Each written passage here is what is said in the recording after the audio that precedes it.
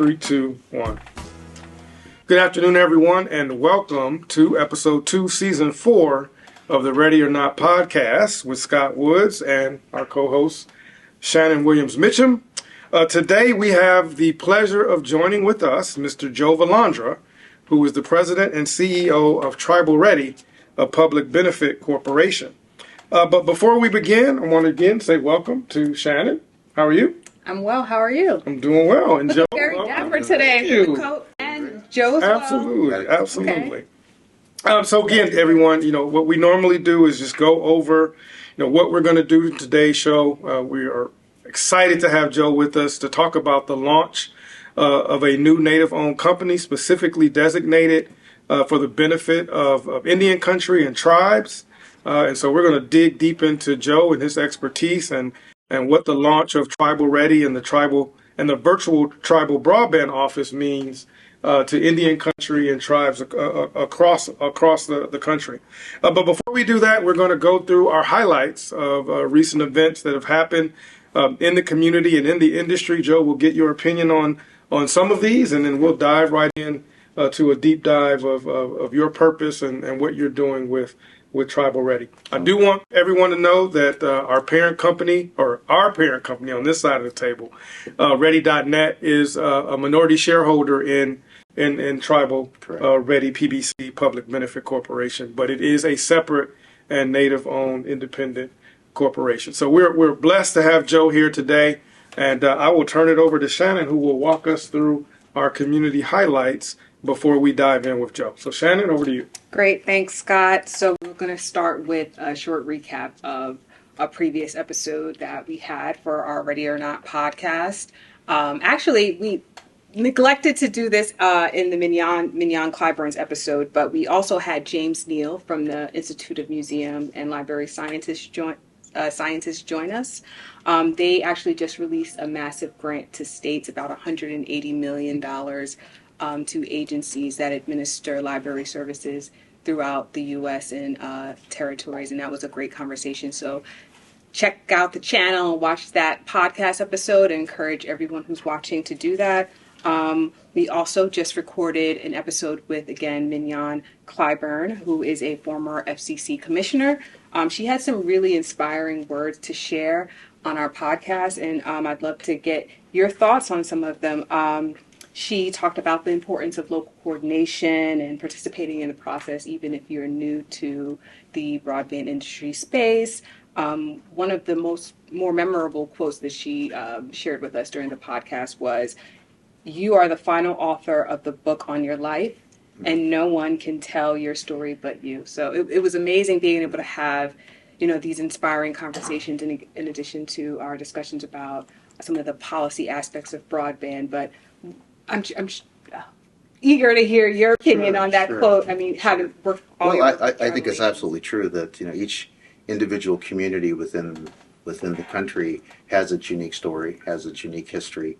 And I think natives may have some of the most interesting stories, some of the most interesting and sometimes tragic history.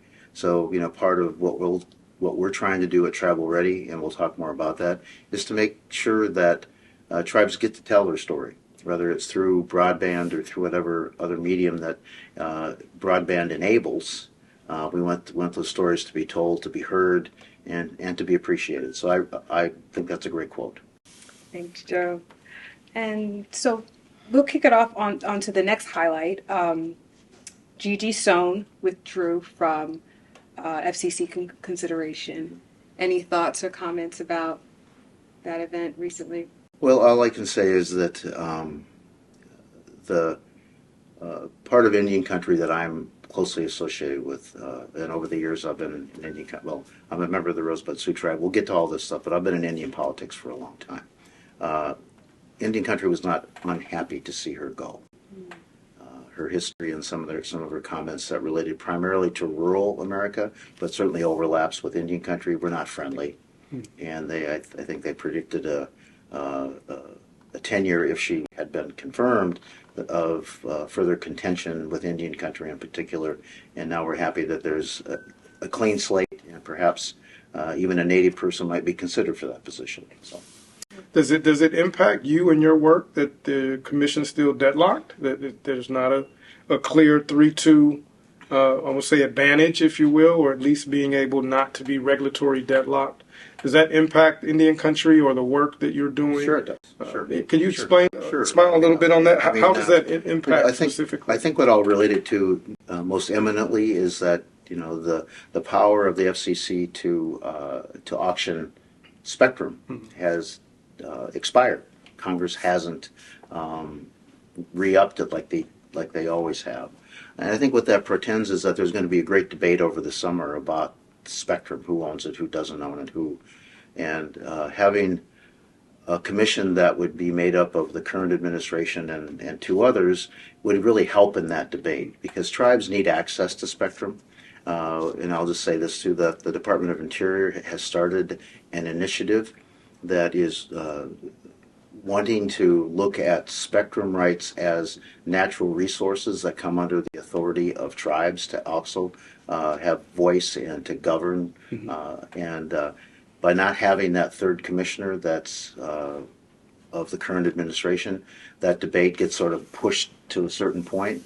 So I'd like to see that happen. I'd certainly love to see a native be on the commission to help shape that debate and to help make sense of what might not sound like it makes sense. That again, I'll just take a second here. Spectrum is a natural resource. Right. It's out there regardless. It's like kind of like running water or the heat from the sun. It's. I heard one of the people from the Department of Interior, just say it. Went back to the Big Bang. That since the Big Bang, there's these radio frequencies, as they call them, have been there, which is an accurate depiction. Although there's probably more to it than that. But they are a natural resource, and I think to have tribes have a bigger part in that policy debate and then the actual utilization of spectrum would be great. And again, not having that third commissioner sort of stilts the argument, at least at the FCC, but that does have political implications. Yeah. So. And we'll talk more about this, the importance of ownership, native ownership, and independent governance. Yeah. Right? And we'll talk Absolutely. more about that and to the purpose and scope of why you launched Tribal Ready. So Yes. we'll get to that in just a second. But Shannan, do you want to continue with our other issues? Yes, absolutely. We have just a couple of announcements that we'd like to share with our audience. As an FYI, NTAA has issued a request for comments for two really important digital equity programs for the Digital Equity Act. So the State Digital Equity Capacity Grant Program, which is $1.44 billion, as well as the Digital Equity Competitive Grant Program. Highly encourage all to submit public comments on the implementation of those programs. They're due by May 1st. Another important announcement is about the next iteration of the FCC's Fabric Map. The challenges to that map were due March 15th, and I know many states have been working tirelessly to submit the information before the deadline, including our team at ready.net.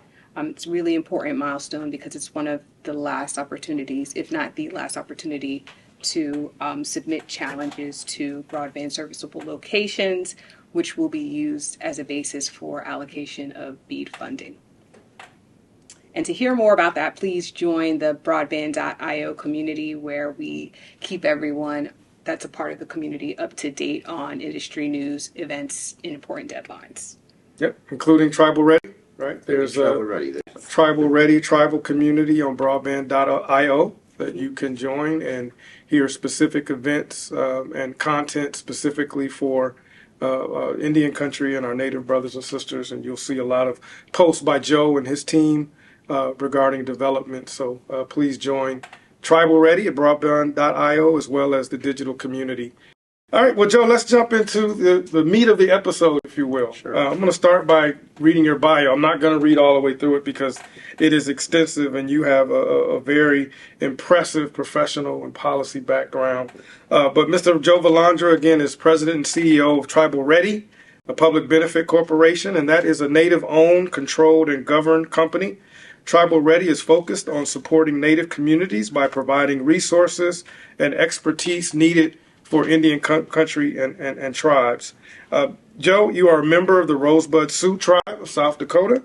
You have 25 plus years of professional experience in executive level leadership and politics, including in private, government, nonprofit, gaming, Indian affairs. You are a longtime DC, I would say, power broker, if you will, to use that phrase. Yeah, absolutely.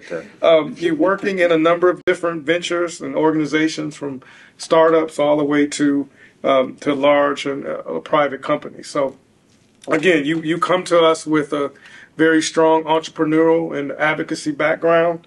Another lawyer, shout out to the JDs, a Juris Doctorate from the University of Minnesota Law School, as well as a Bachelor of Science in Business from the University of South Dakota. So, Joe, officially welcome to the show. Thank you. And talk to us about why Tribal Ready, why the launch of Tribal Ready and the virtual Tribal Broadband Office. Sure. Thank you for having me. I'm very happy to be here, and thanks for letting me have an opportunity to chime in earlier on the other things we were talking about. But, why Tribal Ready? There's a very good reason for Tribal Ready, not just the billions of dollars that are flowing into Indian country, but really over and above that, in that if Indian country doesn't get included in the largest way possible, that is both in terms of funding and other resources that are necessary, I'm concerned. The reason that Tribal Ready was formed is because we're concerned that they'll be left behind forever. Can't let that happen. We're going to do everything we can to not let that happen. And certainly right at this point in time, we're focused on raising funds, both through the grant process and trying to find other partners that are interested in helping Indian country get as much from the current environment as they possibly can. And without that, again, I'll just say Indian country is going to be left behind, and we cannot let that happen. Now, there's a lot of things that grow out of that, but that's the reason Tribal Ready was formed. It's the reason why it's a Native-owned company. I think it's important to talk about that too, and that where many of the others, and this is not to denigrate them at all. It's a way to distinguish us and show our commitment. Is when we had the idea to start this, it was the first thing out of the box was whether it was Ready.net, who's one of our shareholders, or all the others that are involved in this, said this has to be a Native-owned Absolutely. company. We have to demonstrate to the world that Natives own and control this company. So that's what we've done. Native ownership, individuals own 51% of the company. 4 of the 7 board seats are held by Native individuals. And our mission is to promote and advance tribal sovereignty, first and foremost. Now that translates into broadband. That translates into a lot of other things too. But we've taken this sort of our call to arms, but it doesn't sound like it when you hear it, is a quote from Vine Deloria Jr., who's a noted Lakota scholar, passed away a number of years ago. But he said at one point, if you want to be sovereign, you must act sovereign. Well, that means a lot of different things. It means that every day tribal governments and tribal individuals have to exercise their unique status in order to preserve it. But it also means that when you have an opportunity to better your community, to help your community grow, to help it not only grow, but to sustain itself, and one of the ways to do that is through broadband, then you have to act. So we've decided at Tribal Ready to act sovereign by helping tribes be sovereign. It sounds like a word game, but it really works for us, and it's going to work for us. And we think it's important. It's one of the most important things in the world. That's why you often won't hear me say broadband first. You'll hear me say sovereignty first. But to me, they mean the same thing. Absolutely. And with that, you are launching the virtual tribal broadband office. Yes. As one of your core components and actions. Can you talk to us about why a virtual tribal broadband office? Sure. I mean, every state and territory has a broadband office right now in anticipation of getting millions of dollars, in some cases billions of dollars. But very few, maybe none, maybe one. I'll give Alaska some credit. They have a part of their broadband office that's really focused on tribal. But there is not, other than that, any state broadband office or territorial broadband office that's focused specifically on tribes. We saw this early on, and again, in the formation of Tribal Ready, that has to be rectified. So we hit upon the virtual tribal broadband office to give a place for tribes to both find out things, find out deadlines, find out all of the workings and machinations that it takes to get the grant money, or at least to have impact on the policy that's driving that money out into the marketplace. So we started. It's virtual because it's online. That's the reason it's virtual. Otherwise, it could just be the Tribal Broadband Office. We're not sanctioned by NTIA, so we have a little more freedom, frankly, to what we can do and what we can say about it, and what the tribes can say through it if they choose to. But the focus is to gather the data. You talked before about the fabric deadline being today. It's common knowledge, and I'm not going to get into a lot of criticism, that the fabric, such as it's been constructed and put together, has really left out or misrepresented tribal lands. Left out in that there's blanks on the slate that aren't designated as served or unserved, or there's no data at all. Right. No Totally overlooked. Right. Or they're designated as served when those that live there know for a fact that they're not served. Yeah. And that there's a number of reasons for that. I mean, the FCC seems to have recognized that. They're investigating some of the providers that put the information in that said that those areas were served when in fact they're not. Yeah. So I think I'm encouraged by the investigation. The impact on the fabric, who knows? Yeah. So our primary function as the virtual tribal broadband office today is to gather data. Data is power. Data is what's going to impact the FCC eventually, the NTIA as they consider their allocation formulas and the other things that go into the allocation, because that's not a fixed formula. The fabric is one of the components. We were worried it was going to be the only component, but I think NTIA has realized that it can't be the only component. So part of our goal is to gather enough data to have an advocacy impact at NTIA, so that those states that have larger tribal communities in them get their fair share of the money allocated to the state. That's just step one, though. A state like, if a state isn't paying attention to tribes and they get more money because of tribes, doesn't necessarily mean they're going to give the money to the tribes. Yeah. It's kind of a tortured thing to say, but no, it's true. So the next step of that, Scott, and then I'll stop. But is that we have the data to advocate with the state broadband offices. So as they make their sub-grants or sub-allocations or whatever you want to call them, that they take this into consideration. But it's not just an advocacy. It's not just me coming and talking to you. I'm going to present you with data that's going to be compellingly put together in the truth, so that when you theoretically as a state director make your decisions, you have no choice but to take that into consideration. Yeah, you have the objective criteria, if you will, the ground truth. That's right. To justify, I hate to use the word justify, but to validate those decisions that are made. Yeah. And NTIA and federal stakeholders talk a lot about a whole of government approach, about all hands on deck, all communities being represented. And it's so important what you're doing, right? Because you're lifting the voice of marginalized communities up, and it's not just waiting for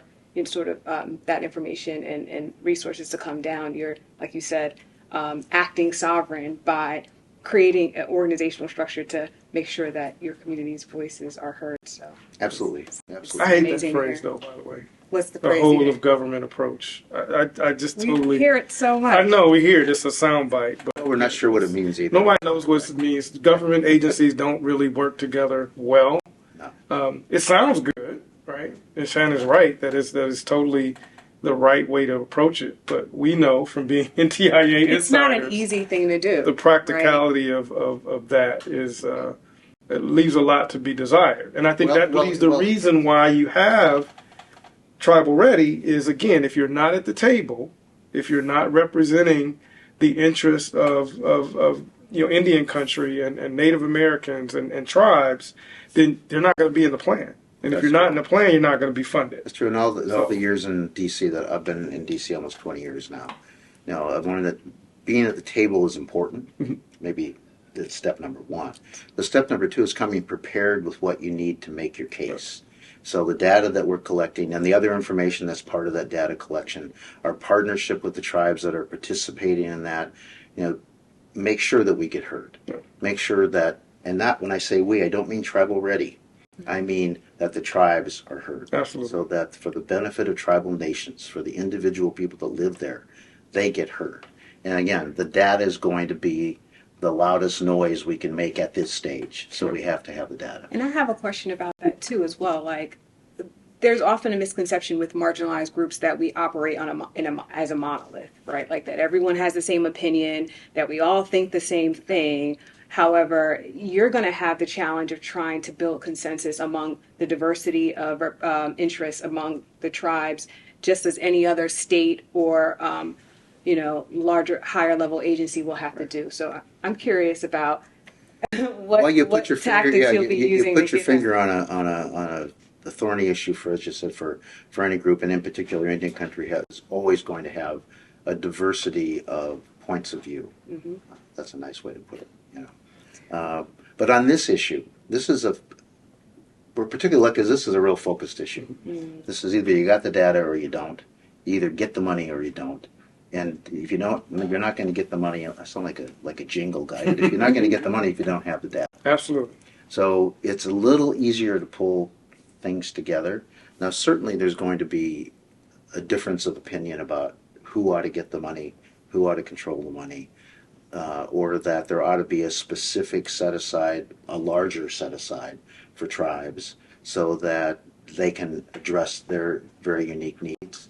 Now, those are policy questions that have been answered at this stage. If there's another round of this, and I hope there is, then those policy considerations can be taken into effect. But right now, we have to live with the world that we're given, both in terms of how much money there is and the process for getting that money out into the marketplace.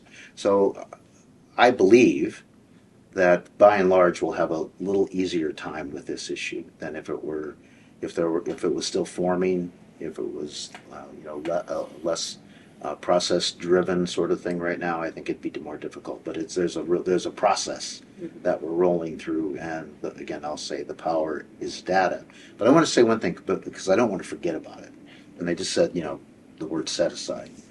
In the overall NTI broadband allocation, there were $3 billion in effect set aside through the Tribal Connectivity Program to go specifically to tribes. Anybody who knows anything knows that $3 billion isn't going to answer the question. It's a good step in the right direction. So the focus of this data-driven approach is BEAD. There's $42.5 billion there that are going to the states to make the biggest impact possible for unserved areas in the state. Not just all unserved areas. Tribal is my concern, but there's other, in any given state, there's lots of other populations that are unserved for a variety of reasons. So tribes need to get, or our goal is for tribes to get their fair share of the BEAD money. Not the set-aside money, but the BEAD money. And can I ask, though, could we talk more about, like, the demographics of tribal nations in America? Like, so one audience member might ask, why is $3 billion not enough? Why do you need more? Well, because tribal nations, I don't know the exact number, but, for example, the Navajo Nation is comprised of, I think, almost 300,000 acres, or maybe it might be square miles. It's a huge area. My home tribe, Rosebud, is made up of 145,000 square miles. I mean, these are large areas. Not every tribe has that much land, but many do. So to cover equitably the people who live on that land, you need a lot of money. And then take Alaska. Alaska is virtually all tribal lands. And it's some of the most remote locations in the world, but they still deserve to be served. So the cost of providing that service in Alaska or other remote locations is higher, in fact, significantly higher. So $3 billion, again, primes the pump. And it gets some smaller projects built. That's a good thing. But these larger projects that not only benefit tribal nations, but if it's in a given state, South Dakota, Alaska, Montana, whatever, it benefits the whole state. Because tribes don't live as a monolith either.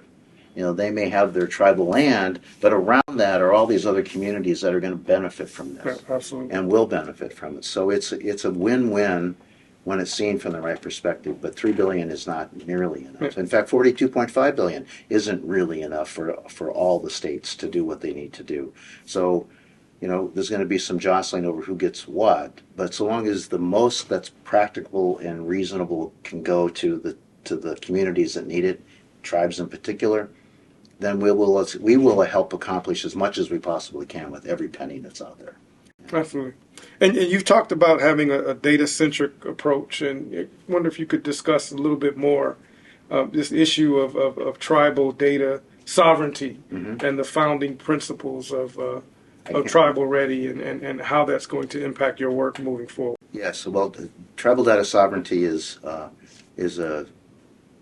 been talked about for years, but it's becoming more meaningful because of the availability of these funds, the prospect of more robust networks that are going to be connecting native communities. So it goes along, as I said, with overall sovereignty. Tribes have the right to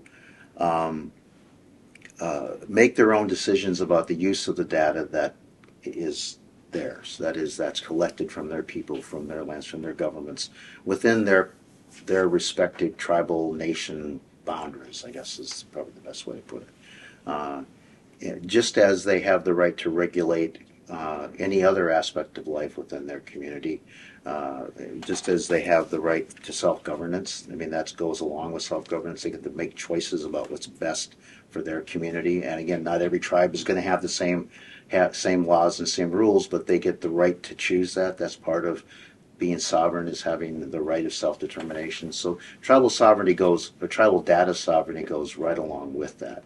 So as far as the virtual tribal broadband office, we're committed to tribal data sovereignty. And that means that as we collect the data for each of the individual tribal nations in the United States, that data is segregated and designated for the Rosebud Sioux tribe. And the Rosebud Sioux tribe gets to decide how that data is used and in what detail it gets to be used. Now we, as part of our work, are asking tribes to give us the ability to aggregate data in a given area so that we can use that for advocacy. But it wouldn't pinpoint my auntie's house in Mission, South Dakota, for example. It might say Mission, South Dakota has this look in terms of number of unserved and other attributes, but it wouldn't identify any particular location. Or it might just say the Rosebud Reservation in this geographic area has these characteristics. However, it gets aggregated because we need to do that in order to reach some of the other objectives that we talked about.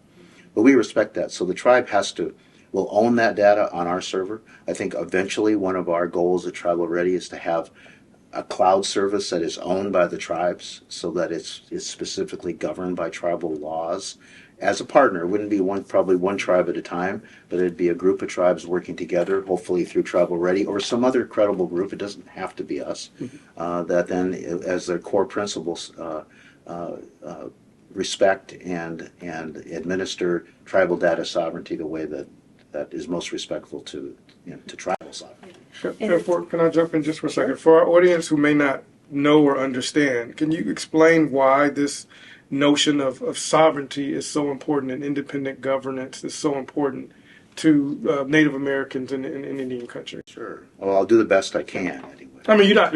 No. Well, I mean, I could spend a month teaching all of this, but I won't. Because part of what we're doing is teaching and educating folks who may not know. So I appreciate that. Tribes in the United States generally, the United States government made treaties with tribes to end conflict, to cede land, to generally for the United States to grow. Tribes were, in many cases, forced to, but they did agree to treaties that allowed tribes to retain the integrity of their governance. In some cases, but not always, the integrity of their spiritual life. But gave them control, and that tribes that have treaties, and all tribes generally, it's evolved, have a one-on-one government-to-government relationship with the U.S. government. They reside within a state, but the tribal reservation or the tribal lands that are there are federal lands, or at least are viewed as federal lands, tribal federal lands. And again, most of the resources that the tribe tribes have historically received comes from the federal government because of the treaty rights. But to answer your question as specifically as I can within this context, is the right to self-governance was also retained because of those treaties. They retained their political integrity, if you will. Over the years, that's taken many shapes, and Congress has passed different laws to sort of shape the type of governments that are out there. They these days tend to be more constitutional type governments, something that we're familiar with, probably easier to deal with. Tribes generally are not constitutional governments, but they are now. But that government's integrity is its sovereignty, in that it gets to make choices for itself. That's the principle that we're talking about here, and that translates into data sovereignty also. All steeped into the history of the United States government with yes, which is a long, sad history for the most part. Right. But again, I'm happy to come back and we can talk about that some other time. Absolutely. That's a whole nother episode. Right. That's a whole other episode. Absolutely. So one of the things that we're stressing here at the Ready or Not podcast is, as you know, is bringing to bear voices that represent the people, right? And as you know, a principal component of BEAD is that of local coordination. Yep. In local coordination specifically is tribal coordination. Can you talk about that process of tribal coordination and the role that Tribal Ready can and should play in that process to ensure that the data, that the voices, that the opinions, that the survey results, if you will, all of that information is aptly collected and used to ensure that tribes get their fair share? Well, you really put it already in a nutshell. That's what our job is to help collect the data, compile the data, be it specific speed test data or serviceability data for a given area, for a given address, for a given designated area. And to compile the survey that goes along with that. You touched on that, along with collecting the raw data. There's a survey about, I don't know why that's digging, about that collects other information that is, again, subject to tribal data sovereignty, but it helps put perspective on what that data is, help package the data so that it's usable for advocacy, because that's really what the first step is going to be now. It can be submitted as, if a tribe decides, they can submit it as raw data to somebody, and that would be their choice. We think at this stage of the process that we talked about before, it's going to need to be packaged and made part of a overall advocacy program, both at NTIA and at the state level. Which also, as I said before, tribes don't live in a vacuum. Mm-hmm. So the communities around them that realize the value of what the tribe is trying to bring to the area, and most do as soon as you talk to them about it. And then that's true for other communities in the United States too. And anyway, I think there'll be a lot of local input. But again, I believe with all my heart in this situation, the data is going to be the determinative argument. That the data doesn't lie. It's being compiled and presented in a way that anyone can test it. In other words, it's the truth. Mm-hmm. And the truth in the context of what needs to be done for tribal communities should prevail most of the time. I wish I could say every time, but it should prevail most of the time. And then even the process of coordinating with tribes is different, right? There's consultation processes, the respecting of the treaties, and independence of tribes. So there is a separate process that governs that coordination as well, particularly from an agency like NTIA or the state broadband office. Like people can't just roll up on the tribal lands and say, let's have a meeting, right? There's an actual formal process that we have to go through, that one would have to go through to even talk to or coordinate with tribes. I think that's true. If you're going to have a formal kind of relationship, you absolutely have to follow the process. But I think a lot of things get done in Indian country and elsewhere by friends sitting down to talk. Yes. And the community involvement that tribes have generally. Again, there's lots of instances where it's not true, but generally, they're friendly with the communities around them. They're dependent upon each other for various They're not things. Isolated, no, right? No. Right. I mean, there may be specific instances of things that shouldn't have happened, but they understand that as a overall community, cooperation is better than not. So some of the local cooperation is just sitting down and talking. Now, as it moves up the way, it depends on the relationship that a given state may have with a given tribe, or that I'm sorry, I was trying to hit the button there, and that when you get to the federal government, again, there can be informal conversations, but the long and short of it is, this is all about talking and sharing data, making sure that each is using the right terminology so that you're talking about the same thing, and that you're both motivated to get to a good result. And, hopefully they are. In the digital equity and inclusion space, the term trusted messengers is used often, right? And it's about having those messengers be representatives from the community itself. And so, like, you serving as the CEO and president of Tribal Ready to establish this office is really the most meaningful thing in making sure that the communities that you're seeking to enable to get a larger voice, that you're serving as that leader, right, and being the trusted messenger to make sure that they are. Well, we're hopeful. We want to be. I want to be the leader in making tribal nations aware of what's going on. Be a leader in helping them gather the data. But the elected tribal leaders are most important, and we're here to support them. So I'm not disagreeing with you. I'm saying there's leadership of different kinds. Mine is to lead and help gather the data and the information, compile things, maybe even help define some of the issues. But the tribal leaders who are elected by their people or are otherwise designated as leaders for their people, they're the ones that need to pick this up and really make it happen. And they can, and they will, and we'll do everything we can to make sure that the data and the other information is compiled and available so they can do that. So I know, Joe, you've been doing a lot of work in Indian country, if I may, right? Both public and private.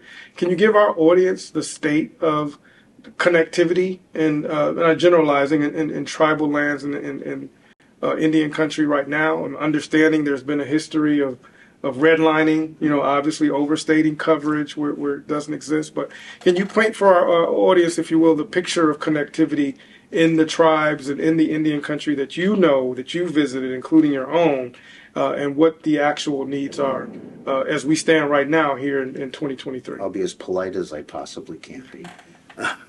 You don't have to. They aren't good. They aren't good, generally. In fact, more than generally. More often than not, they're not good. So many parts of Indian country, especially the more remote, either have no service, or, believe it or not, they still have DSL, dial-up service. And we talk to people often on the phone, and we say, well, can we send you some more information? And they're reluctant, but the reason they're reluctant is if they have to tie up their DSL connection for hours to download just one of our PDF presentations. And it costs them more because the way they get charged, if they have an overage, they pay huge amounts for overage. And that's more common than not, unfortunately, in Indian country. Unless you happen to be proximate to a major metropolitan area, then you're likely to have better service. But I know of a newly recognized tribe in Virginia that's only about 45 miles from Richmond that they have no service at all. And you think being close to the state capital, I mean, yeah, there's a couple of hills in the way, but it's not like you're climbing Mount Everest. They really have no service at all. And we're trying to help them find a way to get service. I mean, they don't have not just broadband service; they don't have cellular service worth a darn either. It's terrible. So let that sink in. Yeah. Dial up the that sound. If you're on dial up, you're not watching. Yeah, if you're on dial up, right. There's no way. You're not probably. You couldn't even listen to the audio of this on dial up. It'd be very difficult. That's right. Very difficult. That's right. And now with the advent of not the advent, but the expanded propaganda about satellite coverage. Some are, I use propaganda, but I think that the reliability and the serviceability of whichever satellite provider is out there is overblown at this point in time. If the weather's bad, if it's cloudy, if it's raining too hard, the wind's or blowing, whatever other reason you might think of, the service is unreliable. So even for those folks in Alaska, and we're beginning to do a lot of work in Alaska, that have been looking to satellite to be the thing that really fixes things for them, they're finding that that's not the case. Is that satellite beaming you, telling you to Something to say? somebody's probably telling me to shut up. Well, I didn't think this was going out live, but somebody's got it. Somebody said, "Right on, Joe." Somebody's got it. More. Or be quiet. Be quiet right And now. I wish I could be more optimistic, but I am optimistic about the future. But the state of broadband in any country today is very bad. Yeah. Okay. Well, yeah, it is. That's where the role of the accurate data collection and what you're doing is so important, is to bring that issue to light. And the only way you can do that is to provide that objective data of the true picture of connectivity, because everyone knows we've been critical of the map and the process and the methodology, but we've pivoted now and say what's our call to action, right? We can sit here and complain until the maps come out how bad they are, or we can acknowledge that it's not perfect, but what else do we have to do to bring a accurate picture of connectivity and making sure that we're bringing that information, we're bringing that objective criteria to the state broadband offices for not just consideration, but inclusion in the development of the plans that go forward. So exactly right. It is inclusion that's most important. Presenting the data and having it be nicely presented doesn't get you there. Right. It just doesn't get you there. Got to do something about it. So let's flip a little bit to your personal leadership style and leading Tribal Ready and your approach to advocacy. You mentioned before, you've been in D.C. for a while. I'm going to ask you a two-part question. Okay. One, what are your thoughts of D.C., right? You've been in politics and business, in here for an advocacy, a nonprofit. Like, what is your, living inside the bubble, as we call it, what is your perception of D.C., one? And then two, your personal leadership style. How are you approaching this task of not only leading Tribal Ready, but engaging in Indian country and tribal nations and all of the various diversities of those that process, if you will, of engaging with such vast different entities? Sure. Well, Washington D.C. If you have the perspective that I have, is where things happen for Indian country. Again, I described earlier about the tribal treaty relationship, and that federal government agencies, in particular the Department of Interior, the Department of Indian Health Service, which is part of HHH, and other government agencies are really have been historically the primary source of money and other support for Indian country. So this is where it happens, so for that reason, that's one of the reasons I'm here. It's one of the reasons I've stayed here, is to have an impact on the policy discussions, to have an impact on sometimes the arguments that are taking place about what needs to happen next, be it in broadband or whatever other topic I was involved in at the time.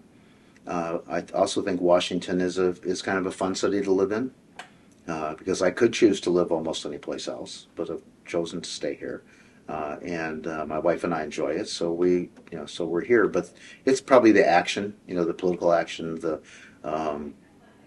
having been here long enough. There's lots of friends in various stages of governmental service that make it fun to hear what they're doing and what they're not doing. So I think that's the primary reason that I'm still here, and that I'll probably remain here. Leadership style has evolved over the years. I'm older than I used to be. I've seen a few more things than I had before, which I guess goes without saying. But you don't look like it. I think. Thank you. I appreciate that. I think having a good team. We have a great team at Tribal Ready. Experienced people, people who are motivated by our mission. In fact, that's their focus, is our mission. So for me, leadership style is explaining the task in front of us, explaining the relationship to a particular tribe that others on the team may not know much about, that I do just because I've been around a while, the connection to that tribe, and then letting them take the project and move it forward. I have less day-to-day.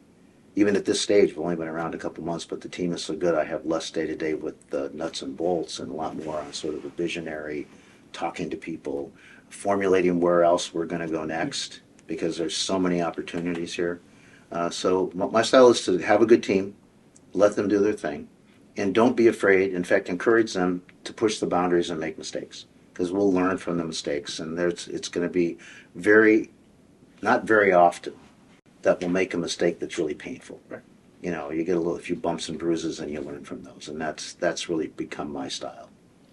I think it's important you talk about leadership evolving, right? Yeah. And you do have a great team, and I acknowledge that I have a great team too, Yeah. right? It makes my job easier. Shannon and Ben and others on the team, but leadership is evolving. I'm not the same, leadership style that I had when, I was, I would say, significantly younger in starting leadership. Right. But it is something that you grow into, and it does make easier when you have a group of talented people around you. Your goal then is to empower them to become leaders, and you're like an orchestra conductor. Yeah, right? I mean, you set priorities based on what you know, Experience. or the experience, but also what the longer-term vision is becoming, which in the case of Travel Ready is more becoming. So trying to keep everything moving towards an evolutionary point that's still evolving is probably the real challenge. But it's a fun challenge, and it's a dream for me to be able to do this and have what I believe will be a major impact on Indian country. Most of my career I've worked in Indian country, but this is one that I believe will impact more than anything else that I've been able to participate in before. Yeah. In that, broadband isn't. It's a means to an end, and the end is better healthcare, better education, better communication, better everything that being connected overall can bring. And so the outcomes of building a working broadband network for Indian country, I can't foresee what all that means, but I know it's better than what is today, and that's most important to me. All right. So can you tell our audience, before we get to, we always do a final word. That seems like that's a good final word, call to action to me. But where can our audience and people find more information on you and Tribal Ready and the work that you're doing? You have a website? If you We can do give have that a out? website, www.tribalready.com. Right. TribalReady.com, and then the Tribal Ready community on broadband.io is available as well. Broadband.io, we do have a slot there. There's also a growing number of events that we'll be attending, so you'll know where you can come and talk to us if you're intending to be there. But also on the website, there's ways to get a hold of us, and please reach out if you have questions, comments, criticisms, whatever it happens to be. We're open to hear it all. Even criticism. Absolutely. Okay. That's important to And know. I've learned that you don't grow unless you take the criticism. Yeah. I get it. Sometimes it's hard just to hear criticism, though. Got to It is sprinkle hard. some It is hard, but some objectivity in there somewhere. Wrap it in a compliment and a Wrap it in a compliment with a little bow, with sugar a with twist your of. medicine. Right, they're speaking for themselves. just let them have it. Let me have it. You want to have it all. Because all I'll do is Absolutely. consider the source, perhaps, and then There you I'll go. go from There there. you go. That's a great word right there. So as we close out, Joe, I'll give you the final words. What is your call to action? What are your next steps? What do you want your stakeholders and our audience to do that ultimately will help you in your mission in Tribal Ready and bring better broadband and digital equity to Indian country? Sure. The call to action today is to translate this into dollars. Indian country, if we don't gather the data we need to advocate with NTI and the state broadband offices, there's a good likelihood that Indian country will miss out on at least $5 billion over and above what's been set aside. So you'll miss out. You get 3, miss out on 5. Not a good bet. That's what's at stake today. And that money, although I hate to put it in terms of money all the time, is what's going to allow Indian country to build out the broadband networks that it needs today and set the foundation for what we can do in the future. That's the call to action. Please help us. All right. Well, there we are, everyone. Mr. Joe Valandra, President, CEO of the newly launched Tribal Ready Public Benefit Corporation, as well as the virtual Tribal Broadband Office. So we'll sign off for now. I want to thanks to our co-host, Shannon. Thank you very much for joining us today. Thank you, Ben, for producing. And as I always say, be well and Godspeed. Thank you very much for joining us. Bye. Bye-bye. One take, baby.